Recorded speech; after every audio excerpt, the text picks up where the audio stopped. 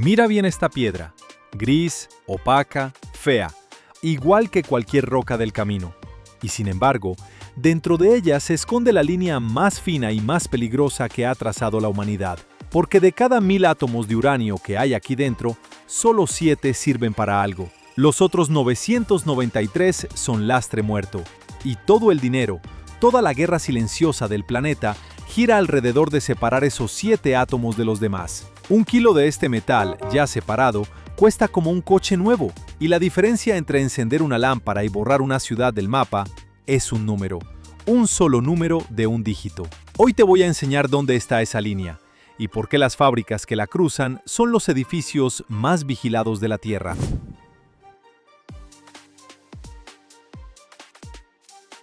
Te explico de qué hablamos porque casi nadie lo entiende bien. El uranio que sacas de la mina es una mezcla de 2 hermanos casi idénticos. El primero se llama uranio 238. Pesado, perezoso, tranquilo. Es el 99,3% de toda la roca. El segundo se llama uranio 235. Y este es el bueno. El único que se parte cuando lo golpea un neutrón. El único que libera energía. El único que mantiene la reacción en cadena. Pero de este, en la naturaleza, solo hay 7 átomos de cada 1000. El problema es que esos 2 hermanos son químicamente gemelos. No los separas con ácido, ni con fuego, ni con imanes. La única diferencia es el peso.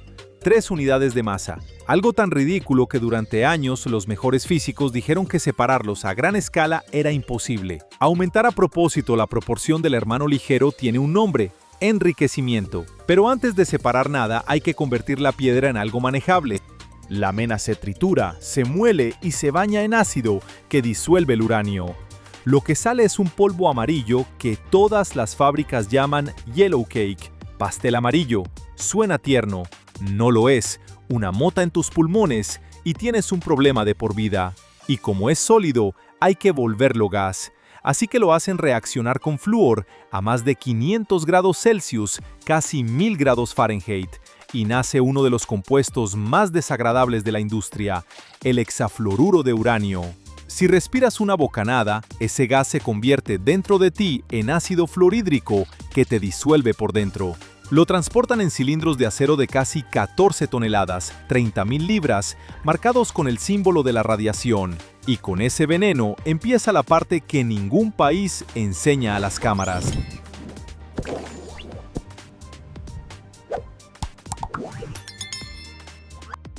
Y ahora viene la máquina que separa el mundo en dos, la centrifugadora.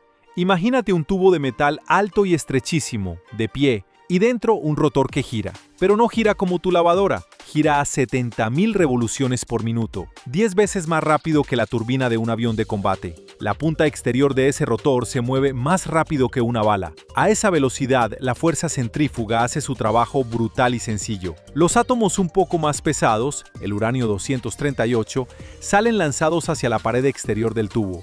Y los más ligeros, el preciado uranio 235, se quedan flotando cerca del centro. Esa es toda la magia. Esa diferencia de 3 unidades de masa, invisible, imposible de tocar, por fin se vuelve manejable cuando giras el gas a la velocidad del sonido.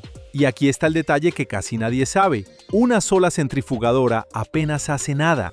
Enriquece el gas una pizca ridícula y se lo pasa a la siguiente. Por eso no las ponen solas, las conectan en filas de cientos, a veces de miles, una detrás de otra. A eso lo llaman cascada. Salas enteras, de cientos de metros de largo, 1000 pies, llenas de tubos plateados girando en silencio día y noche, años enteros, sin parar jamás.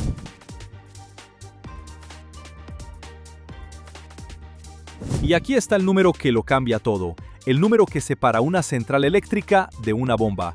Cuando el gas sale de las cascadas con un 3, 4 o 5% de uranio 235, eso es combustible para un reactor. Con eso enciendes una ciudad.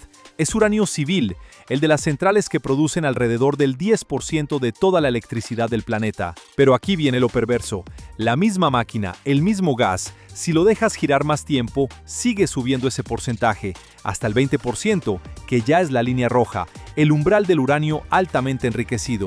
Y si giras todavía más, llegas al 90%.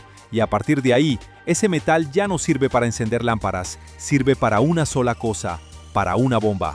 Lo más escalofriante, lo difícil, lo carísimo, lo que cuesta décadas es llegar del 0 al 20%.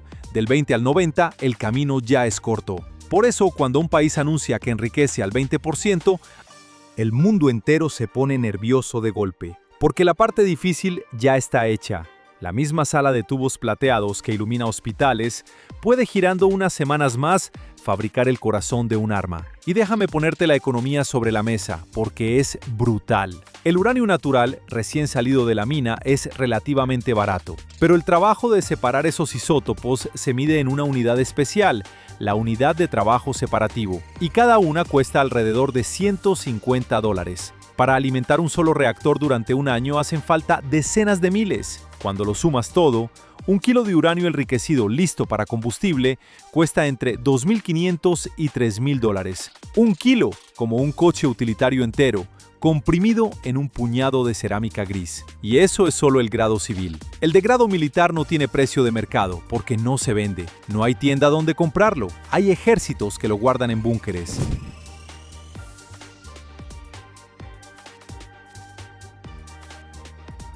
Y ahora la pregunta que seguramente te estás haciendo. Si tienen ese gas peligrosísimo girando a la velocidad de una bala, ¿qué pasa cuando algo sale mal? Pues pasó. Y no fue una bomba, fue un programa de ordenador. En las instalaciones de Natanz, en Irán, miles de centrifugadoras giraban en cascada bajo tierra, protegidas por metros de hormigón. Y un día, empezaron a romperse solas. Sin explosiones, sin sabotaje visible. Los rotores se aceleraban un poco de más, o frenaban de golpe, y a 70.000 revoluciones por minuto, eso significa que la máquina se desintegra en pedazos. Un programa informático, el primero de su clase en la historia, se había metido en los controles y daba órdenes falsas a las máquinas, mientras mostraba a los técnicos lecturas normales en las pantallas. Ese fue el momento en que el mundo entendió algo. Una fábrica de enriquecimiento ya no se ataca con aviones, se ataca con código. Por eso hoy se construyen cada vez más profundas, bajo montañas. Pero volvamos al uranio que sí va a un reactor, al del 3%, porque su viaje no ha terminado. Ese gas hay que devolverlo a sólido. Tras otra cadena de reacciones se convierte en un polvo gris oscuro, dióxido de uranio, que se prensa en pastillas diminutas del tamaño de la última falange de tu meñique. Luego se hornean casi un día entero a temperaturas que rozan los 1.700 grados Celsius, más de 3.000 grados Fahrenheit, hasta quedar duras como la porcelana. Y aquí el dato que nunca deja de impresionarme. Una sola de esas pastillas, que cabe entre 2 dedos, guarda tanta energía como 800 kilos de carbón, casi 1.800 libras. Una pastilla. Por eso, por mucho miedo que dé, sigue siendo el combustible más concentrado que existe. Pero toda esta historia tiene una sombra.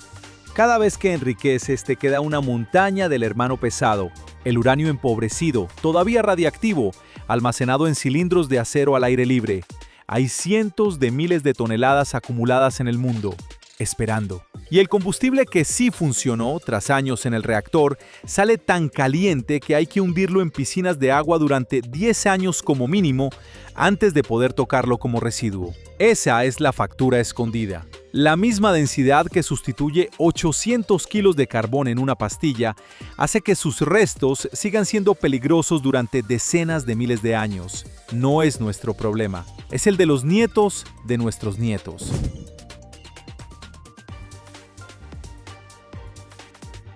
Así que la próxima vez que enciendas una luz, acuérdate de esto, de que en algún lugar, bajo una montaña, hay una sala silenciosa llena de tubos plateados girando a 70.000 revoluciones por minuto.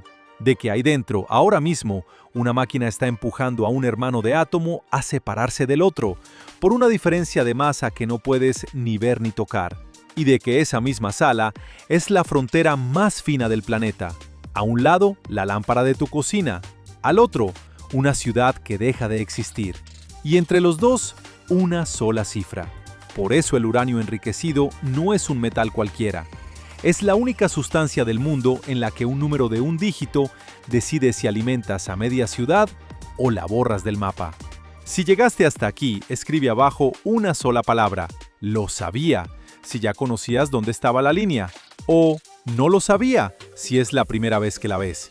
Y suscríbete a Fábrica Visión, porque el próximo material que vamos a abrir en el canal es todavía más extraño que este.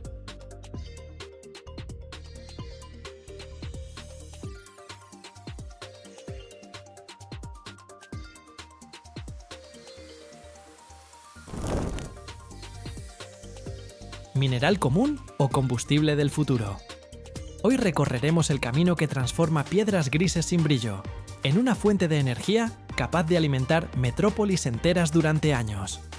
Hola a todos.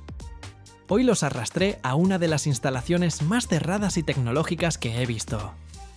Aquí no les gusta el ruido innecesario, pero hoy nos permitieron echar un vistazo detrás de escena a la creación de barras de uranio para centrales nucleares. Seguro han visto estas cosas en el cine. Allí suelen brillar en verde intenso y zumban. Pero en realidad todo es mucho más complejo, más limpio y sinceramente mucho más interesante. ¿Listos para descubrir cómo la gente domina el átomo con centrifugadoras gigantes y hornos cerámicos? Entonces arranquemos.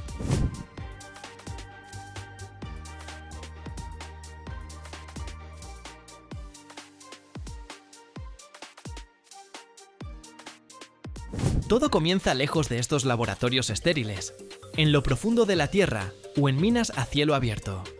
El mineral de uranio se ve, bueno, como nada especial. Es simplemente una roca gris-marrón que apenas hace sonar el contador Geiger un poco más fuerte que el granito común. Para que entiendan lo despilfarradores que somos en esta etapa, para obtener 1 kilogramo de combustible necesitamos excavar y procesar miles de kilogramos de esta roca. Primero llevan el mineral a una planta de procesamiento, donde lo trituran en molinos gigantes hasta convertirlo en arena fina. Es un proceso tan ruidoso y polvoriento que parece que estuvieras dentro de una aspiradora del tamaño de un edificio de 5 pisos. Luego rocían esta arena con ácido sulfúrico. Sí, suena brutal, pero es la única forma de extraer el uranio de la piedra. El resultado es un concentrado que en el mundo llaman yellow cake.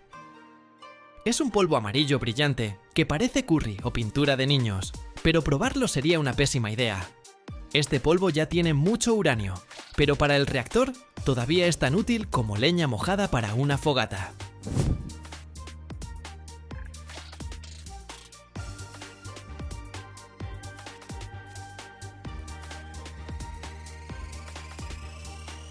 Y aquí empieza el verdadero drama químico.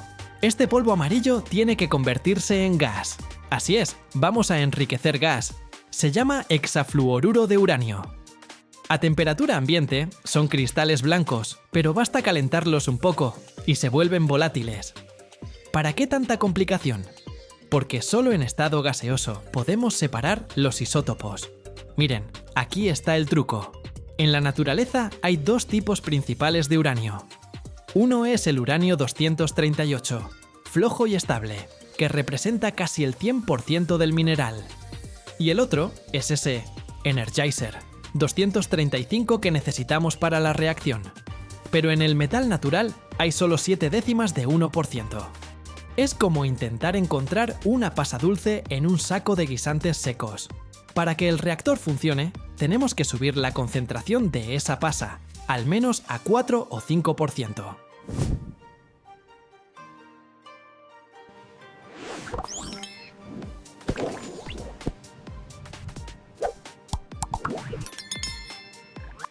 Y aquí entramos al corazón de la planta, la sala de separación de isótopos. Aquí hay miles, decenas de miles de columnas plateadas. Son centrifugadoras. Son tan delgadas y altas que parecen agujas gigantes. Cada una de estas columnas gira sobre su eje a más de 1500 revoluciones por segundo. Imagínense ese número. Si su lavadora decidiera girar así, saldría disparada hacia la órbita de Marte, atravesando el techo del baño. Dentro de estas columnas, el gas gira tan fuerte que los átomos pesados del uranio perezoso vuelan hacia las paredes, mientras que los átomos ligeros que necesitamos se concentran en el centro. Es un trabajo increíblemente delicado. El gas pasa por miles de estas máquinas en secuencia, enriqueciéndose poquito a poco, gota a gota. Son cascadas enormes, donde un error de presión de una fracción de porcentaje puede detener todo el taller.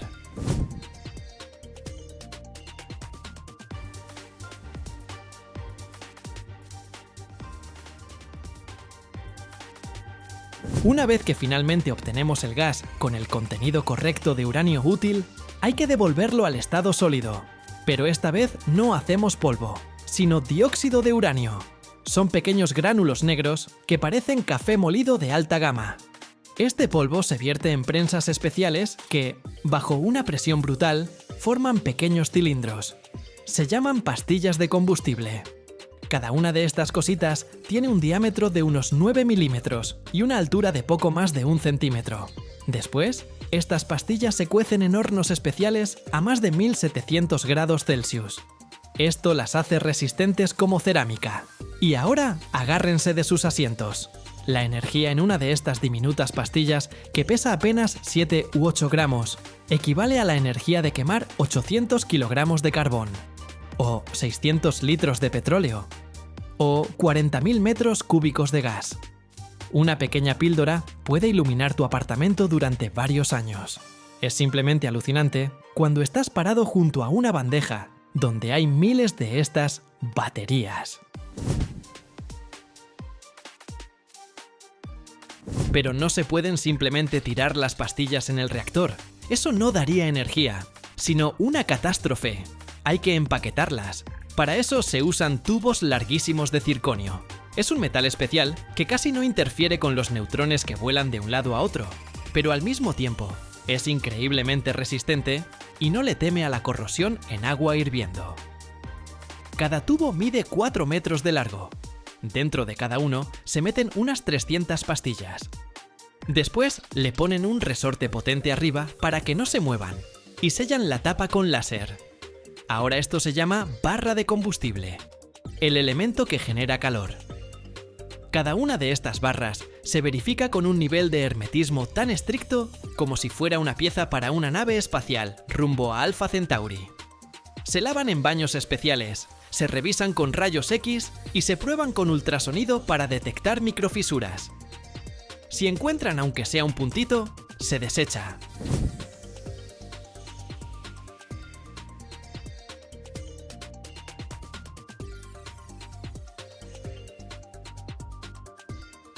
Luego, estas barras se ensamblan en grandes estructuras hexagonales. Se llaman casetes o conjuntos.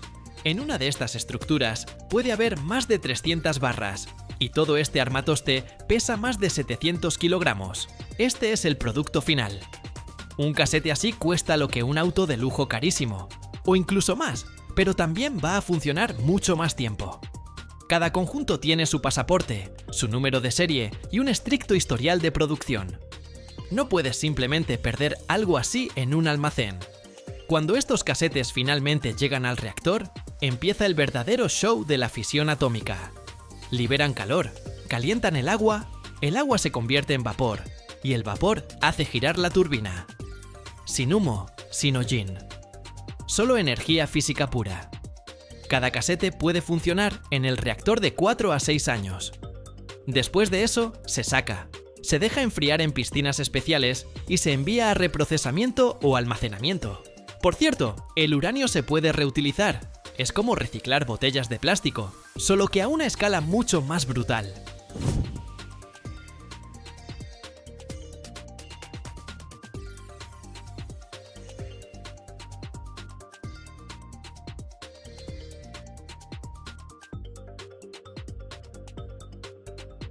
Cuando sales de una planta como esta, te sientes diferente. Entiendes que detrás de cada tetera encendida o teléfono cargado está este trabajo colosal de miles de personas que aprendieron a ordenar átomos y hornear con ellos pastelitos energéticos. Es el camino desde una simple piedra gris hasta energía limpia que mantiene nuestro mundo a flote. Fue ruidoso, caliente y estéril al mismo tiempo. Espero que hayan disfrutado este recorrido por el mundo de las tecnologías atómicas. Cuídense y no olviden apagar las luces, aunque vengan de una pastilla tan increíble como esta.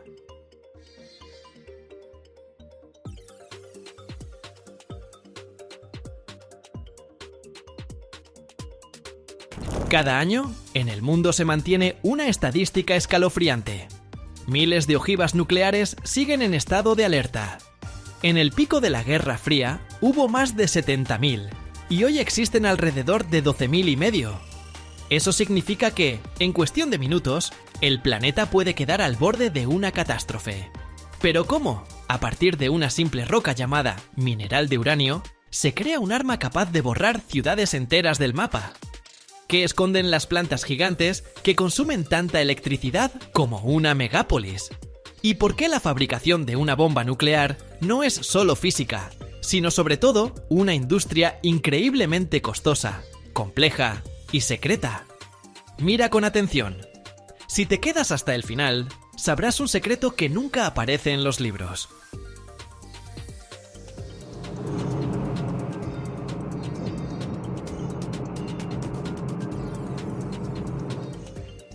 En el punto más alto de la Guerra Fría, en la década de 1980, el arsenal nuclear mundial superaba las 70.000 ojivas.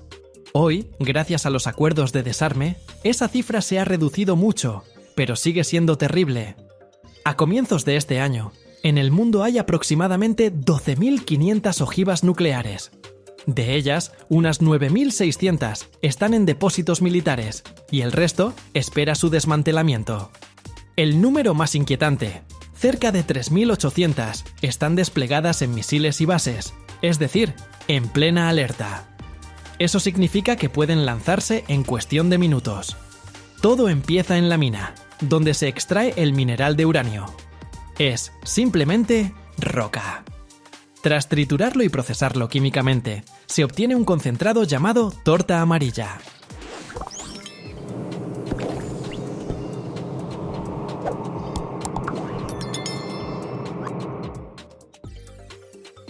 Pero eso ni siquiera es el comienzo real. En ese concentrado, el 99,3% es bueno. Uranio 238, estable y no apto para una bomba. Y solo 0,7% es peligroso. Uranio 235, que es el que se necesita. Son gemelos químicos, se comportan igual y no pueden separarse por métodos químicos. La única diferencia es una pequeñísima variación de masa. El átomo de uranio 235 es un poco más ligero. Para aprovechar esa diferencia de peso, el uranio sólido debe convertirse en gas. Se transforma en hexafluoruro de uranio, un compuesto muy corrosivo y peligroso que se vuelve gaseoso a temperatura relativamente baja. Y aquí empieza lo más complicado: el enriquecimiento. Ocurre en una planta gigantesca, del tamaño de una ciudad, formada por miles y miles de dispositivos conectados en cascada. Pueden ser centrifugadoras de gas o sistemas de difusión gaseosa.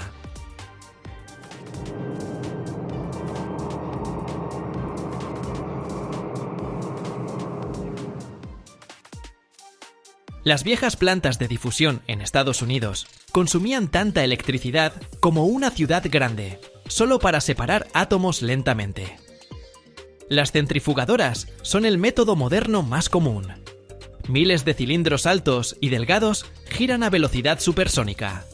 Cuando se inyecta el gas, las moléculas más pesadas con uranio 238 se empujan hacia las paredes por la fuerza centrífuga, y las un poco más ligeras, con uranio 235, quedan cerca del centro. Luego se extrae del centro un gas ligeramente enriquecido y se envía a la siguiente centrifugadora, mientras el gas cercano a las paredes, empobrecido, se deriva aparte. La difusión gaseosa es un método extremadamente intensivo en energía. El gas bajo presión se hace pasar por miles de membranas con poros microscópicos. Las moléculas ligeras pasan apenas un poco más rápido. Es un proceso lentísimo.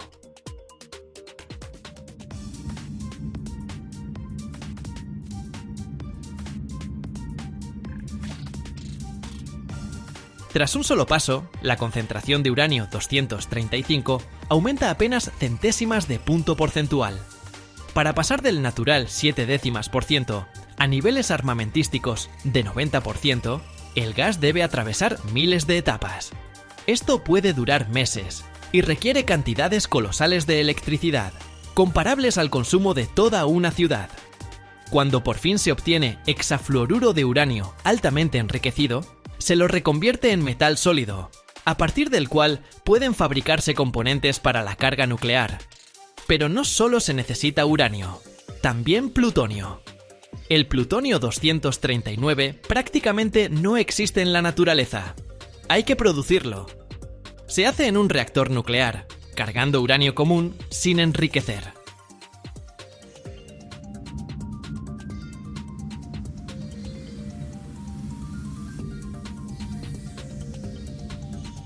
Durante la operación del reactor, los neutrones bombardean los átomos de uranio 238. Algunos capturan un neutrón y se convierten en uranio 239, inestable, que a través de varias desintegraciones pasa a plutonio 239. Al cabo de un tiempo, se retiran las barras de uranio del reactor. Entonces, son una mezcla infernal y letalmente radiactiva de uranio no consumido, plutonio y una gran cantidad de productos de fisión de alta radiactividad. Separar esa mezcla es una tarea extraordinariamente difícil. Se realiza en una planta radioquímica especializada. Todo el trabajo ocurre tras gruesas paredes de hormigón, mediante brazos manipuladores. Se disuelven las barras en ácido y, mediante procesos químicos complejos, se separa el plutonio del uranio y de los demás elementos. Es peligrosísimo por la radiación enorme.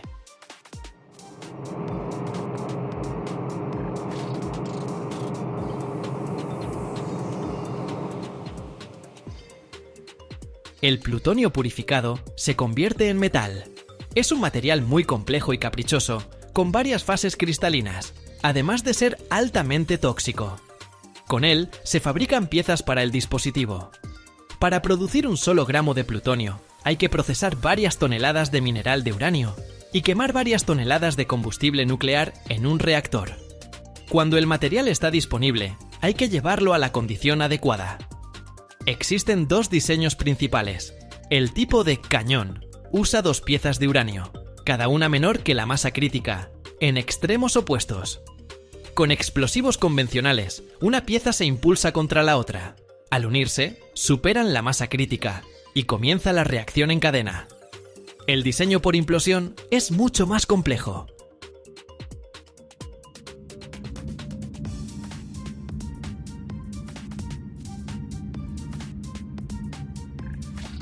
Se toma una esfera de plutonio o de uranio, también subcrítica, rodeada por una capa perfectamente simétrica de explosivos convencionales.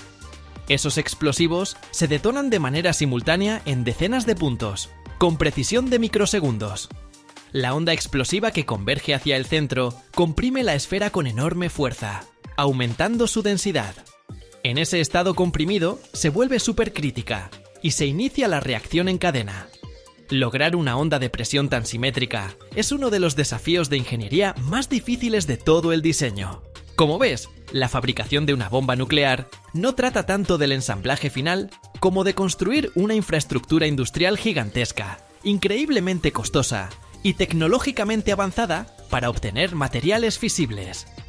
Requiere décadas de trabajo, miles de millones de dólares, acceso a tecnologías únicas, cantidades descomunales de energía y un ejército de científicos e ingenieros altamente calificados. Esa complejidad es el principal seguro que frena la proliferación de este armamento en el mundo.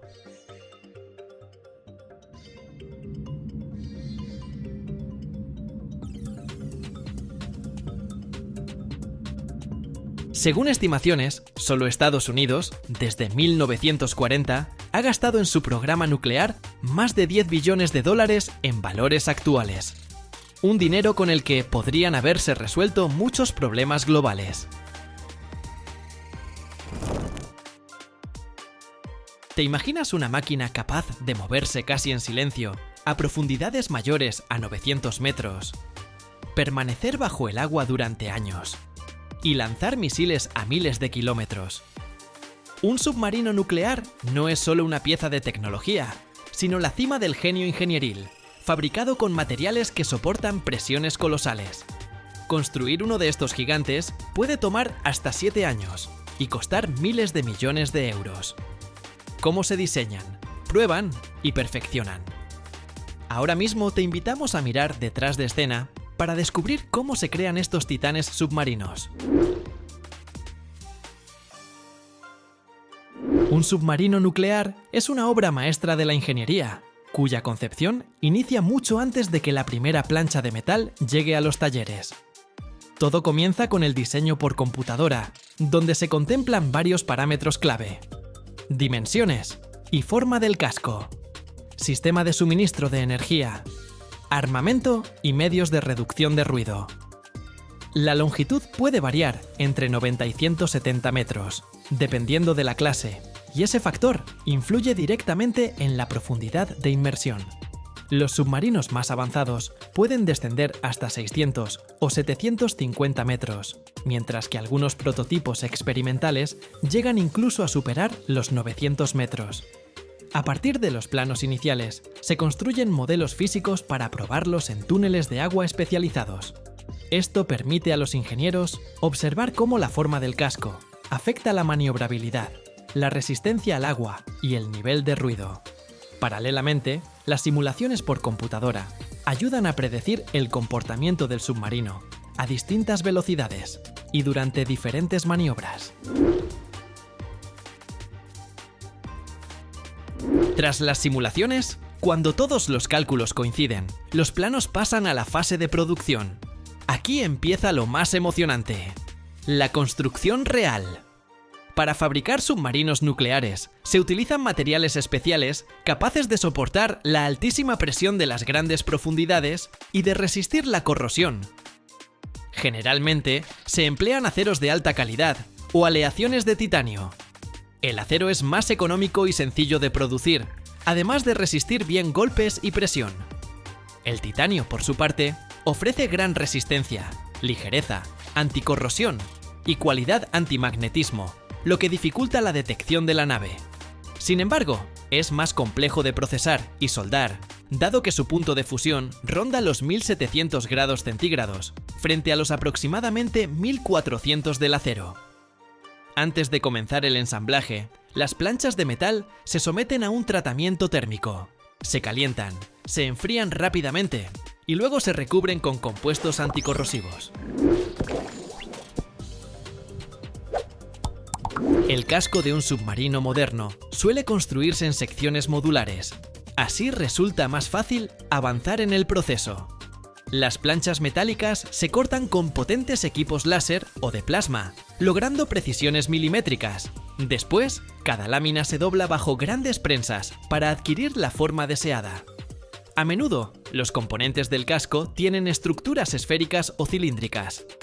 Estas secciones se ensamblan por separado, formando enormes anillos o compartimentos que luego se unirán en la fase final. Dividir el casco en secciones permite trabajar en varias partes de manera simultánea, acelerando la construcción.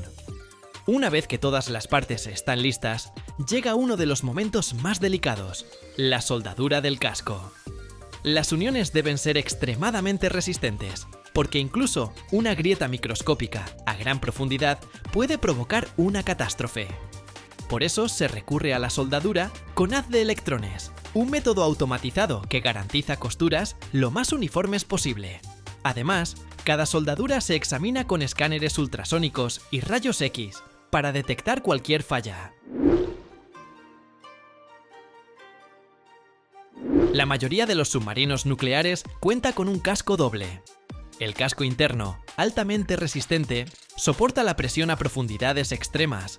El casco externo, en tanto, brinda un perfil más hidrodinámico y disminuye las probabilidades de ser detectado. Entre ambos cascos se ubican los tanques de lastre que ajustan la flotabilidad de la nave. Para mantener el submarino lo más silencioso posible, se aplican recubrimientos anecoicos, paneles poliméricos que absorben ondas sonoras, junto con materiales compuestos con microporos que reducen la firma acústica, además de recubrimientos en hélices y sistemas de propulsión para atenuar el ruido.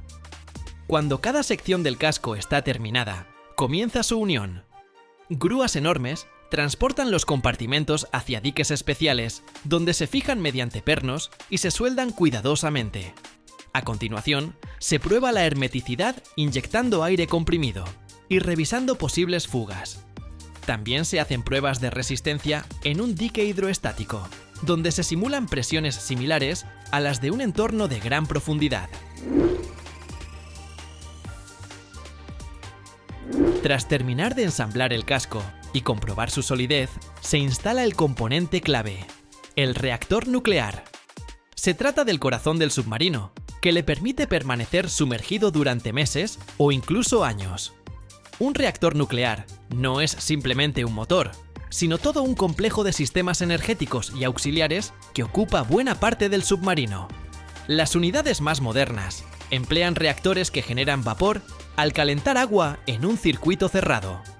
El combustible, por lo general uranio-235 o uranio-238 enriquecido, se aloja en la zona activa del reactor. La reacción nuclear libera calor, el cual convierte el agua en vapor, y este vapor impulsa las turbinas que generan electricidad y mueven la hélice principal. El reactor llega en contenedores especialmente protegidos y se introduce con grúa por la escotilla superior del casco. Dentro hay un compartimento reforzado con materiales que minimizan la radiación, además de sistemas de enfriamiento de emergencia y barreras herméticas. El reactor se coloca sobre una plataforma amortiguada para absorber vibraciones e impactos. Luego, se montan los intercambiadores de calor y generadores de vapor, encargados de la circulación del refrigerante, así como las turbinas y generadores eléctricos que sostienen todas las funciones del submarino. Finalmente, el compartimento del reactor se sella con paneles de plomo y materiales compuestos en varias capas para proteger a la tripulación de la radiación. Para comprobar su correcto funcionamiento, se enciende el reactor en modo de prueba, aumentando la potencia de forma gradual y vigilando constantemente los niveles de radiación en los distintos compartimentos. Al mismo tiempo, se examinan los sistemas de enfriamiento a máxima capacidad. Cuando el reactor está instalado y el casco ensamblado, el submarino todavía no está listo para operar. En su interior solo hay pasillos y compartimientos vacíos, así que el siguiente paso es montar los sistemas de control, de vida a bordo, de armamento y las áreas para la tripulación. Los sistemas de sonar se colocan en la proa y a lo largo del casco para detectar embarcaciones enemigas y escanear el fondo marino. También se instalan los sistemas computarizados y estaciones automatizadas de control de combate, esenciales para maniobrar con precisión. Por supuesto, llegan las armas. Los tubos lanzatorpedos se ubican en la sección frontal y suelen contar con mecanismos automatizados de recarga. En los submarinos estratégicos se añaden silos para misiles en la sección central, con sellos hidráulicos y sistemas de control de presión que posibilitan el lanzamiento, incluso a gran profundidad. Puesto que la tripulación puede pasar meses sumergida, el submarino debe ser lo más autónomo posible. Para ello, las unidades nucleares disponen de sistemas de generación de oxígeno, eliminación de dióxido de carbono, calefacción, ventilación y un suficiente abastecimiento de agua. ¿Te suenan los hoteles cápsula? Pues en el interior del submarino existen espacios similares. Cápsulas para el descanso de la tripulación, además de comedores con amplias reservas de alimentos y una sala de mando con paneles de control, mapas y equipos de comunicación. Tras acondicionar los espacios habitables, el submarino está casi listo para zarpar, pero aún falta una serie de pruebas exigentes que demuestren que puede tolerar la inmensa presión, conservar un perfil sigiloso, maniobrar bajo condiciones extremas y cumplir misiones de combate. Estas pruebas pueden prolongarse de 6 meses a 2 años e incluyen tanto pruebas de fábrica como simulaciones de entrenamiento para la tripulación. Primero, se comprueba de nuevo la hermeticidad de la estructura, se revisan todos los sistemas eléctricos y de navegación, y se enciende el reactor otra vez. A continuación, el submarino sale por primera vez al mar abierto, donde se testean estabilizadores, cilindros hidráulicos y timones. Se llevan a cabo giros bruscos, inmersiones, maniobras de emergencia y se determina la velocidad máxima. Por lo general, 25 a 35 nudos, es decir, entre 46 y 65 km por hora. Después, la nave desciende hasta la profundidad de periscopio, unos 20 metros, para evaluar su estabilidad. A mayor profundidad, se verifica el desempeño de los tanques de lastre bajo distintas cargas, llevando gradualmente al submarino hasta su máximo de inmersión, que suele rondar los 600 metros, según la clase. También se comprueba el reactor bajo la máxima exigencia. Una vez que el buque demuestra su fiabilidad y navegabilidad, se pasa a las pruebas de sistemas de combate. Los primeros lanzamientos suelen hacerse con torpedos de entrenamiento, sin carga explosiva. En submarinos estratégicos puede realizarse el disparo de un misil balístico en una trayectoria de lanzamiento, inmersión, desactivación en el aire. En los submarinos tácticos se prueban misiles de crucero como el Tomahawk o sus equivalentes. Además, la nave ingresa en una zona equipada con sensores hidroacústicos para medir el nivel de ruido a diferentes velocidades y comprobar la efectividad del recubrimiento antisonar. Finalmente, el submarino lleva a cabo una misión de combate simulada, donde la tripulación demuestra su capacidad para operar bajo condiciones reales.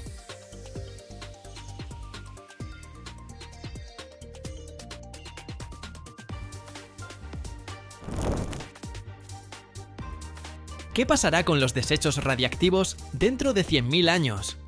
No basta con quemarlos o tirarlos, siguen siendo peligrosos por milenios. Todos los días, en distintas partes del mundo, se acumulan cientos de toneladas de combustible nuclear usado, y la humanidad todavía no sabe dónde ponerlo. Las piscinas están abarrotadas, los almacenes provisionales se vuelven permanentes, y la única opción para librarnos de esta amenaza es esconderla más profundo que cualquier otra cosa creada por el hombre. Pero, ¿acaso esas instalaciones subterráneas resistirán la prueba del tiempo? Vamos a averiguarlo.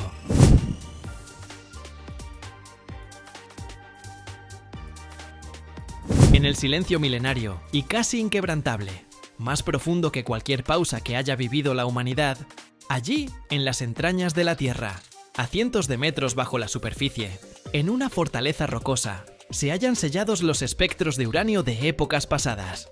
No arden, no brillan y no emiten sonido alguno, pero su presencia es inevitable. Los desechos atómicos no se pueden simplemente quemar o arrojar a un basurero. Siguen siendo peligrosos durante siglos e incluso milenios. Existen 3 métodos principales para manejar estos residuos radiactivos: almacenamiento temporal, reprocesamiento y confinamiento profundo. El almacenamiento temporal de desechos atómicos es la primera y más importante fase de todo el proceso de eliminación, porque el combustible recién extraído del reactor permanece extremadamente caliente y peligroso. No puede ser enterrado ni reciclado de inmediato. Primero debe enfriarse. En cuanto se extraen los conjuntos de combustible del reactor, se sumergen en piscinas especiales, ubicadas directamente en la planta nuclear. El agua cumple 2 funciones principales: enfría el combustible y bloquea la radiación. La temperatura se vigila las 24 horas. Y la piscina tiene gruesas paredes de concreto que impiden la liberación de radiactividad. El combustible puede permanecer sumergido desde varios años hasta algunas décadas, hasta que su nivel de radiactividad baje a rangos más seguros. Pero el problema es que la mayoría de las centrales nucleares del mundo ya tienen sus piscinas repletas.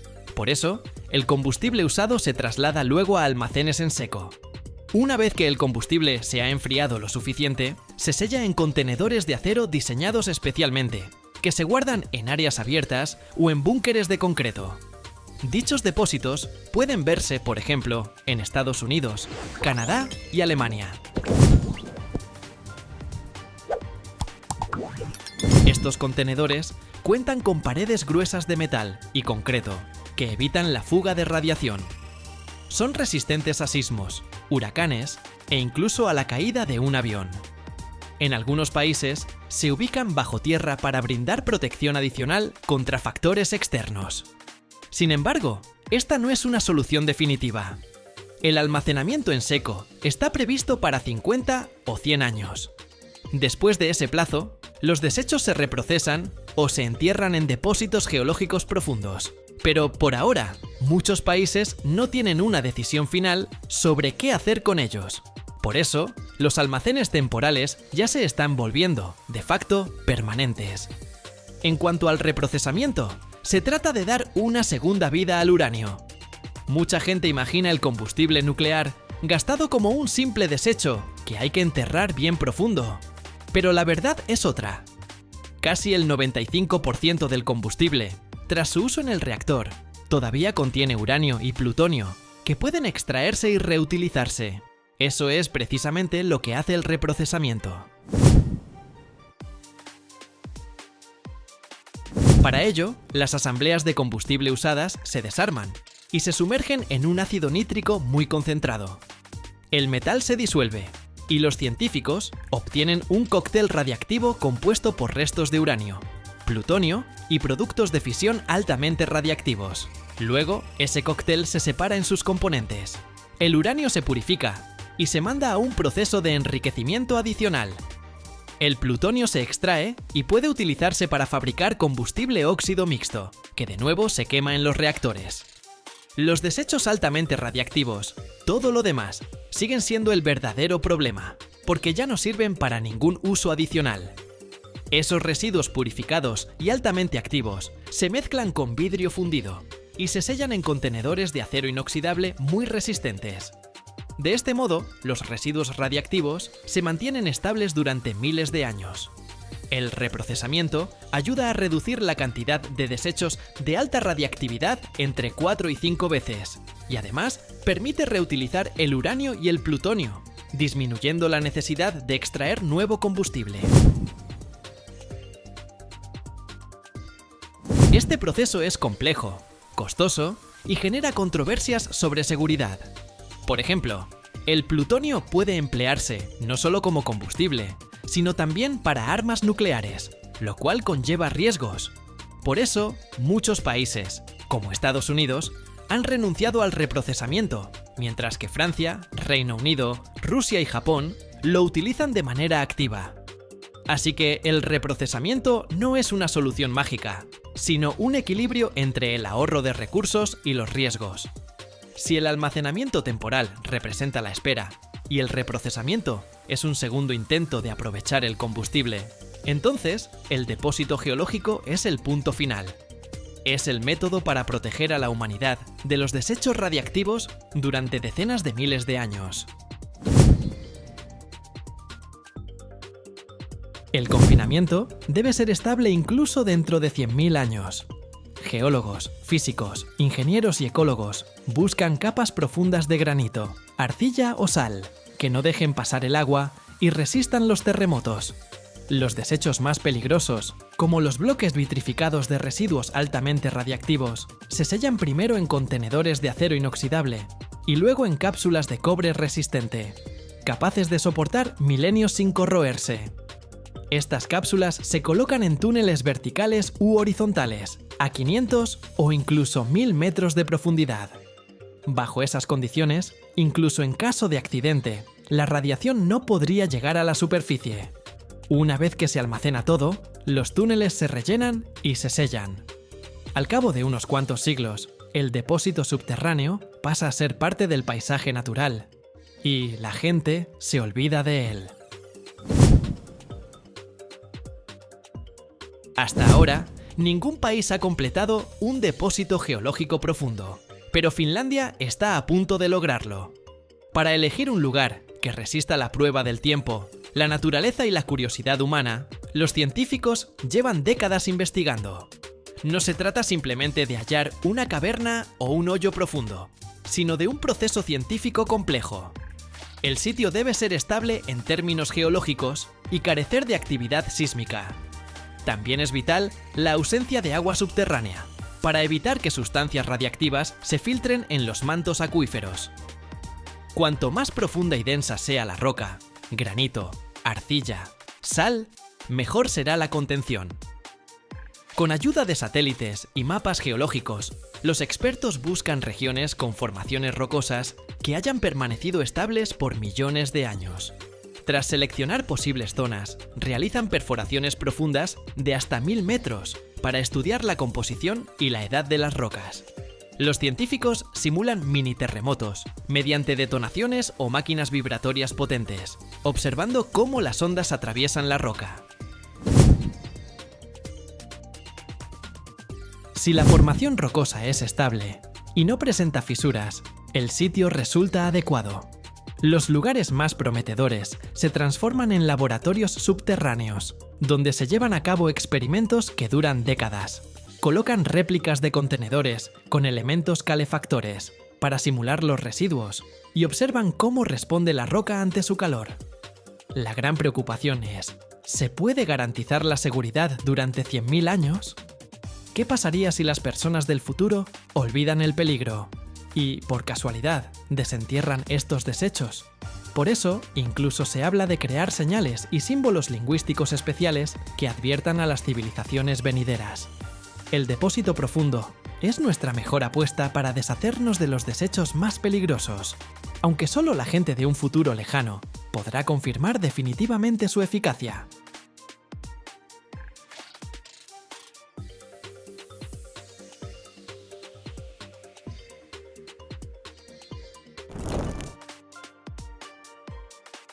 Imagina dos hermanos gemelos, tan parecidos que es imposible distinguirlos a simple vista. Siempre juntos, nacidos al mismo tiempo y viviendo uno al lado del otro durante miles de millones de años. Pero aquí está la paradoja.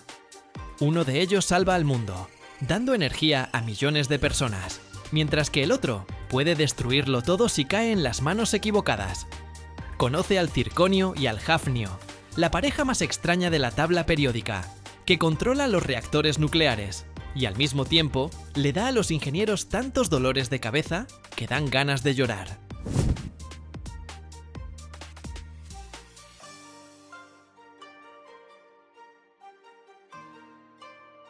Estos dos metales son tan parecidos químicamente que se descubrieron por separado con 150 años de diferencia, y ni siquiera sospechaban que eran elementos distintos. El circonio se encontró en 1789 y el hafnio recién en 1923. ¿Y sabes por qué? Porque siempre van juntos. En la naturaleza no existe ningún yacimiento de circonio puro. Siempre contiene entre 1% y 5% de hafnio. Son como el yin y el yang, pero metálicos y radiactivamente peligrosos si no se manejan bien. Y ahora lo más interesante.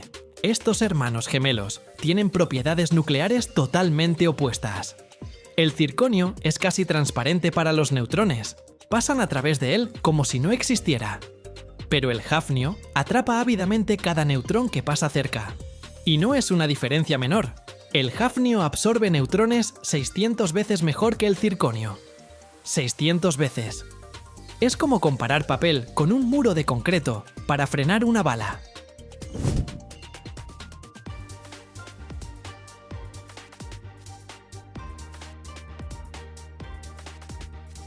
¿Por qué es tan importante?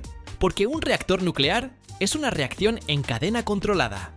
Los átomos de uranio se desintegran, liberan neutrones. Esos neutrones impactan otros átomos de uranio, que también se desintegran, y así sucesivamente. Para que el reactor funcione de manera estable, hay que controlar con precisión la cantidad de neutrones. Demasiados, y el reactor se sobrecalienta con riesgo de accidente. Muy pocos, y la reacción se apaga, sin generar energía. Aquí entra el circonio. Las barras de combustible en el reactor son tubos largos llenos de pastillas de dióxido de uranio. Estos tubos deben estar hechos de un material que no interfiera con el vuelo de los neutrones y permita que la reacción continúe. El circonio es ideal. Es transparente a los neutrones, resistente a altas temperaturas, no se corroe en agua a presión y aguanta la radiación. Ningún otro metal cumple tan bien con todos estos requisitos.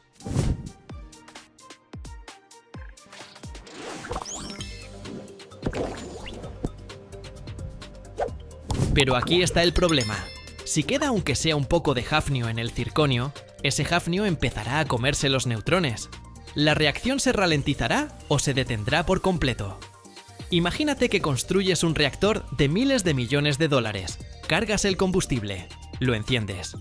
Y no pasa nada, porque en el metal de los tubos había hafnio. La pesadilla de cualquier ingeniero. Por eso, para la energía nuclear, se necesita circonio con un contenido de hafnio de menos de 100 partes por millón. Eso significa que de cada kilogramo de mezcla natural, hay que eliminar el 99,99% del hafnio. Y aquí es donde empieza el verdadero infierno, porque separarlos es casi imposible. ¿Por qué es tan complicado? Porque estos metales son gemelos químicos. Tienen la misma valencia, tamaños de átomos similares, propiedades químicas casi idénticas. Todos los métodos habituales para separar metales aquí no funcionan.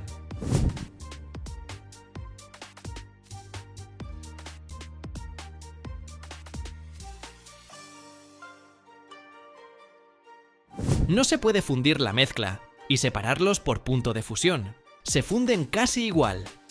No se puede disolver uno y precipitar el otro. Ambos precipitan juntos. Es como intentar separar gemelos que siempre hacen exactamente lo mismo. Algo sacado de un libro de Stephen King, ¿no? El único método que funciona es la extracción múltiple con disolventes. Se toma una solución de sales de circonio y hafnio en agua. Se añade un disolvente orgánico especial que disuelve un poco mejor una de las sales. Se mezcla intensamente, luego se deja separar en fases. El hafnio pasa un poco más a la fase orgánica. Un poco, esa es la palabra clave. En un solo ciclo, la diferencia es apenas de unos pocos %.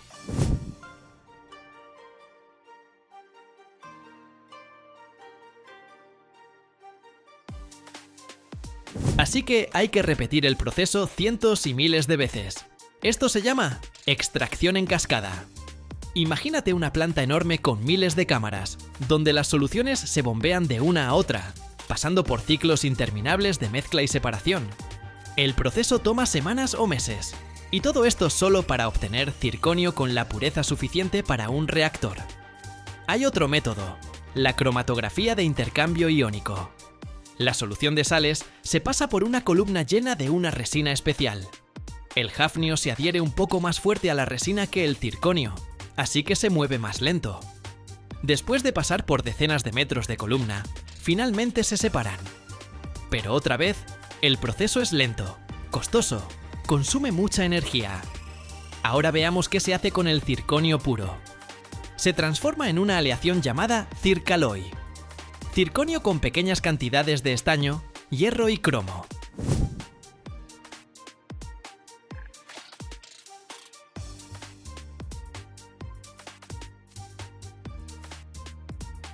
Esta aleación se usa para fabricar tubos de barras de combustible. Los tubos deben ser perfectamente rectos, sin ningún defecto, con paredes de menos de 1 milímetro de espesor y hasta 4 metros de largo. Fabricar estos tubos es todo un arte. El circonio es muy reactivo a altas temperaturas, atrapa oxígeno, nitrógeno e hidrógeno del aire y se vuelve frágil. Por eso todas las operaciones se hacen en vacío o en atmósfera inerte. Los lingotes de circonio se calientan a 1000 grados Celsius y se prensan o laminan para formar piezas. Luego esas piezas se estiran repetidamente a través de matrices, reduciendo el diámetro y el grosor de la pared. Los tubos terminados pasan un control de calidad riguroso. Se examinan con rayos X y ultrasonido, buscando microfisuras. Se verifica la composición química con análisis espectral. Se prueba la resistencia mecánica y la resistencia a la corrosión. Un solo tubo defectuoso en el reactor puede causar una fuga de combustible radiactivo, así que el control es absoluto.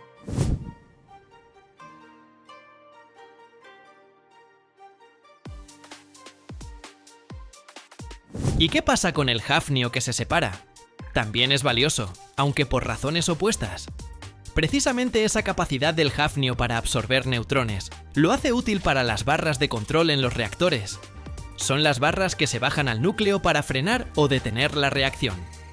Cuando hay que reducir la potencia del reactor, las barras de hafnio entran y empiezan a capturar neutrones, frenando la reacción en cadena. El hafnio también se usa en tecnología espacial y aviones supersónicos. Resiste temperaturas extremas, más de 2200 grados Celsius. Con él se fabrican toberas de motores de cohetes, escudos térmicos, piezas que trabajan en ese infierno de temperaturas y presiones. Pero todos estos son usos de nicho. La demanda principal de hafnio viene de la energía nuclear.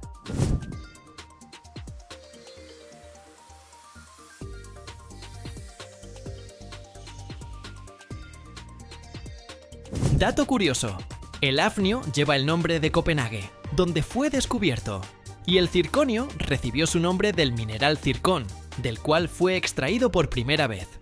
El circón, por cierto, es una piedra muy hermosa, que se usa en joyería como alternativa económica al diamante. Pero es un material completamente diferente: silicato de circonio, no el metal puro. En el mundo solo hay unas pocas plantas que pueden producir circonio nuclear. El proceso es tan complejo y costoso que no todos los países pueden permitírselo. Los principales productores son Francia, Estados Unidos y China. 1 kilogramo de circonio nuclear cuesta decenas de veces más que el acero común. Pero para la energía nuclear no hay alternativa.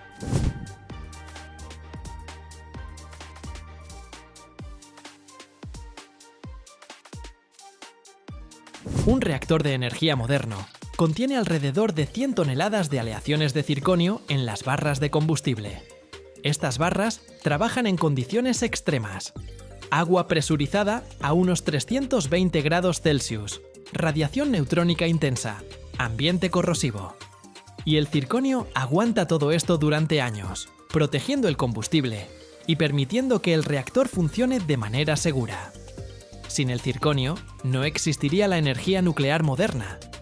Los primeros reactores usaban otros materiales: magnesio, aluminio, acero inoxidable. Pero todos absorbían demasiados neutrones, reduciendo la eficiencia, o no resistían las condiciones de operación. El circonio resolvió este problema y permitió construir reactores eficientes y seguros.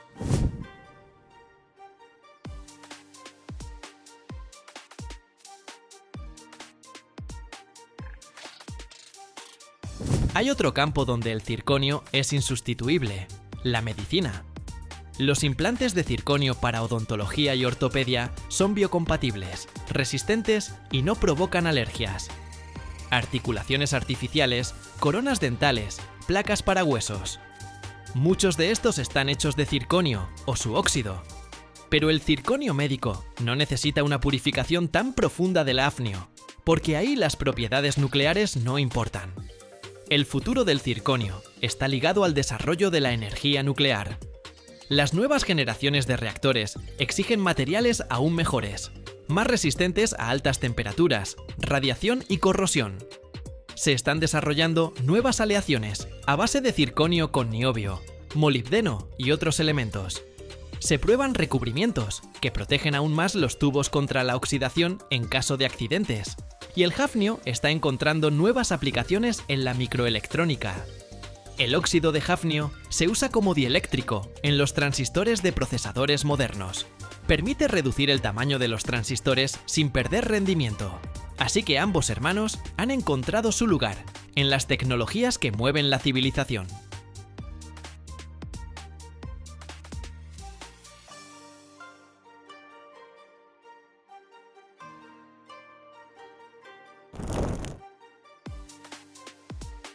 Cada año se extraen miles de toneladas de metales en el mundo. Pero solo uno de ellos es tan peligroso que puede matar a una persona incluso en forma de polvo. Y al mismo tiempo nos permite mirar 13.000 millones de años hacia el pasado del universo. Es el berilio. Un metal más ligero que el aluminio, pero varias veces más rígido que el acero. Un metal sin el cual no existiría el telescopio espacial James Webb. Pero hay un detalle del que casi nadie habla. ¿Por qué su producción parece una pesadilla química y trabajar con él es jugar con la muerte? ¿Y qué esconden exactamente estas fábricas detrás de gruesos vidrios protectores? Mira hasta el final. Descubrirás algo que cambiará tu idea sobre este metal para siempre.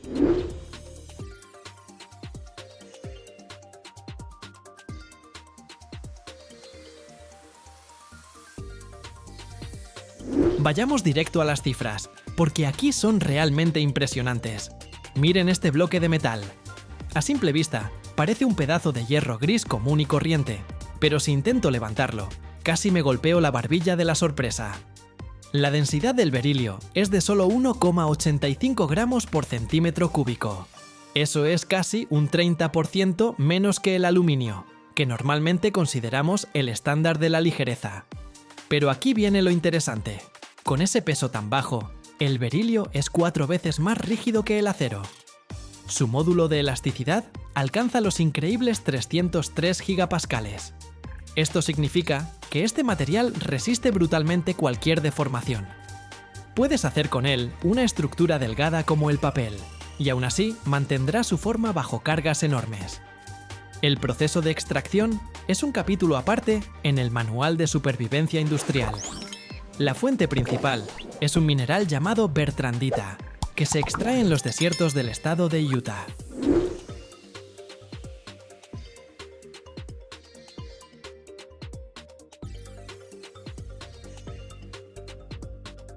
El mineral contiene apenas 0,5% de berilio.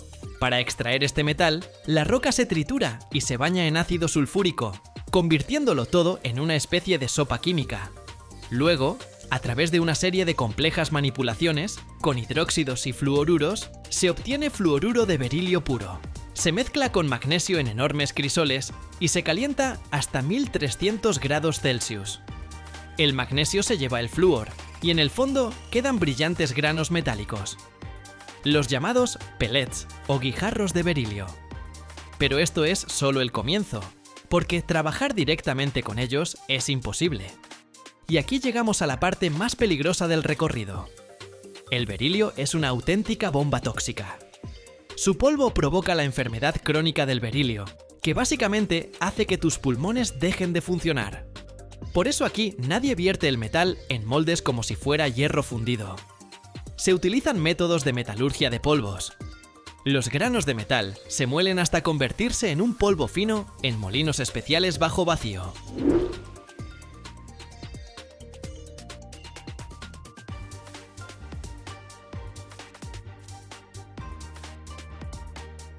Cada partícula de polvo debe estar bajo control. Luego, este polvo se vierte en enormes cápsulas de acero y se somete a un prensado en caliente al vacío. Imagina una presión de cientos de atmósferas y una temperatura de más de 1000 grados, actuando simultáneamente sobre este polvo, obligándolo a convertirse en un bloque monolítico. Esto dura horas, hasta que la estructura se vuelve perfectamente uniforme. ¿Por qué los ingenieros del telescopio eligieron este material infernal para sus espejos? La razón es el frío cósmico. El James Webb opera en el punto de Lagrange número 2, donde la temperatura cae a menos 223 grados Celsius. El vidrio común, con ese enfriamiento, empieza a deformarse de manera impredecible.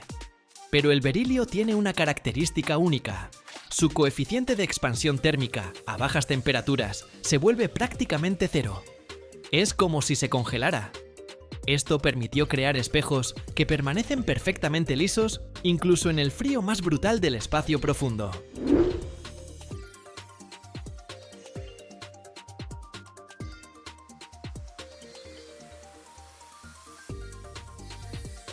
Cada uno de los 18 segmentos del espejo tiene un diámetro de 1 metro con 30 centímetros, pero pesa apenas 20 kilogramos. Si los hiciéramos de vidrio, pesarían casi 100 kilos cada uno, y el cohete simplemente no podría despegar. Cada espejo se talló de un bloque sólido, cortando el 90% de la masa por la parte trasera, para crear una estructura ligera en forma de rejilla. Esto se llama aligeramiento estructural. El grosor de las paredes ahí es de apenas unos pocos milímetros. Después de esto comienza el pulido. Se hace con sistemas computarizados que eliminan irregularidades del tamaño de nanómetros. 1.000.000.000ª parte de un metro. Ese es el nivel de precisión que hay aquí. Luego los espejos se llevan a una cámara criogénica, donde se enfrían hasta temperaturas espaciales, se miden las deformaciones microscópicas y después se pulen de nuevo para compensar esos cambios. Este ciclo se repitió decenas de veces durante varios años. Y ahora miren este color.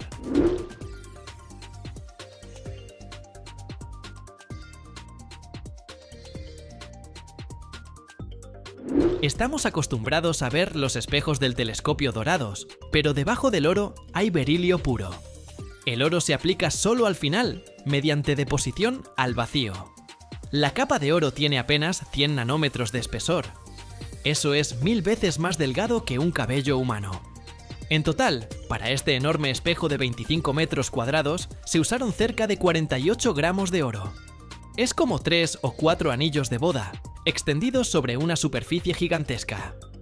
El oro es necesario porque el telescopio busca radiación infrarroja de las primeras estrellas que brillaron hace 13.500 millones de años.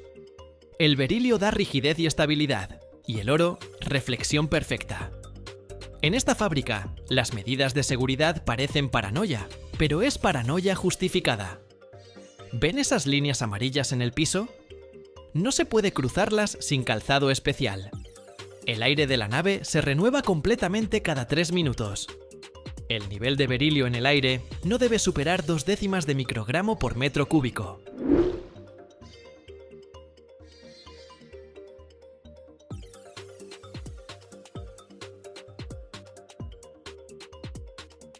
Es tan pequeño que ni siquiera podrías verlo bajo el microscopio, pero los sensores están por todas partes.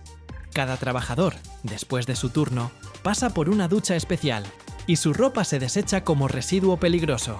Este es el precio que pagamos por poder mirar hacia las profundidades del cosmos. Pero el berilio no es solo cosa del espacio. Mira estas pequeñas piezas para motores de avión.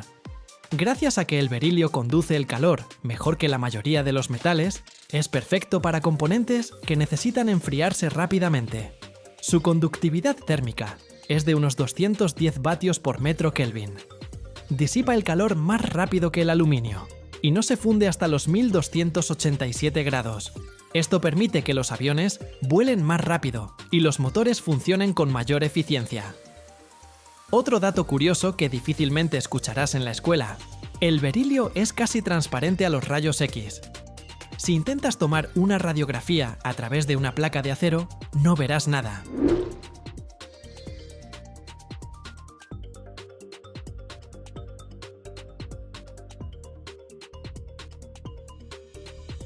Pero los rayos atraviesan el berilio como si no estuviera ahí. Por eso, las ventanas de todos los equipos de rayos X y tomógrafos en los hospitales están hechas de lámina de berilio. Esto permite a los médicos obtener imágenes nítidas de tu cuerpo, sin perder potencia de radiación en el propio equipo. Te preguntarás, ¿cuánto cuesta todo este lujo? Bueno, si quieres comprar 1 kilo de berilio puro, prepara entre 800 y 1000 dólares. Pero eso es solo por la materia prima. El costo de una pieza terminada puede ser decenas de veces mayor por la complejidad del procesamiento y las medidas de seguridad. Un solo segmento del espejo del Webb costó millones de dólares, si contamos todos los años de pruebas y pulido. Gracias por ver. Dale like si amas la ciencia real tanto como yo. Nos vemos en el próximo objeto secreto.